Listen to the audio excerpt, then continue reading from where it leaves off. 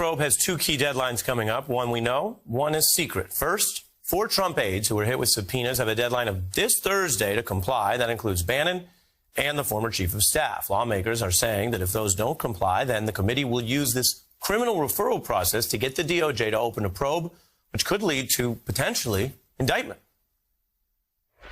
In terms of depositions, I know that some of them are coming close for Meadows and others. Do you think that they're going to show up? Have you heard from those legal teams?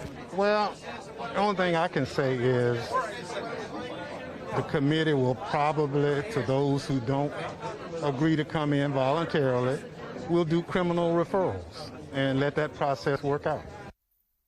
That is tough talk. He is using the legal language for something that can put people in jail.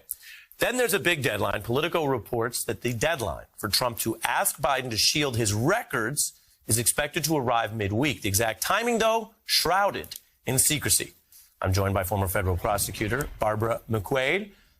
First, walk us through what criminal referral means there. Well, this is something that was missing in the last administration when we saw Congress issuing subpoenas to Trump administration officials, and they simply dragged their feet and thumbed their nose. That means that they can refer to the Justice Department a request to find them in contempt. So the Justice Department would actually file charges to ask a judge to hold them in criminal contempt. It was a non-starter when Bill Barr was the Attorney General, but I think in the Justice Department of Merrick Garland, this is absolutely an option that should be on the table. And the executive privilege clash we've covered extensively.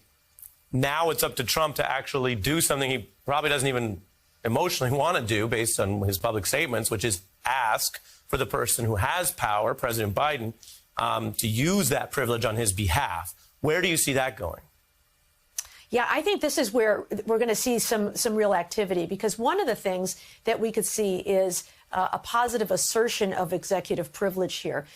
It is for the current president to decide whether to assert executive privilege. And of course, there's a reason for it. It may get in the way of sharing information and providing transparency, but it promotes candor in decision making among administration officials. And so it is up to the current president to decide whether to assert it. But that doesn't mean that a former president doesn't have some interest in it. Former presidents can ask a current president to assert privilege over certain matters that occurred during a prior administration. But ultimately, this will be Joe Biden's call. So I think that's a very important thing. The one thing that we could see that could be very interesting in all of this is civil lawsuits filed by these witnesses, like a Mark Meadows or someone else, saying that it's Donald Trump who wants to assert the privilege, and yet the Biden administration is refusing to do so. Somebody needs to protect this privilege. I think that could be a very interesting legal case. The negative consequence of that, of course, is to drag these things out and delay them. And we've seen so often the Trump administration play this strategy of just stalling, and running out the clock. Yeah, and there's been a lot of signals they want to do that again. The other thing is something we've told viewers will stay on: accountability in the many cases regarding the insurrection.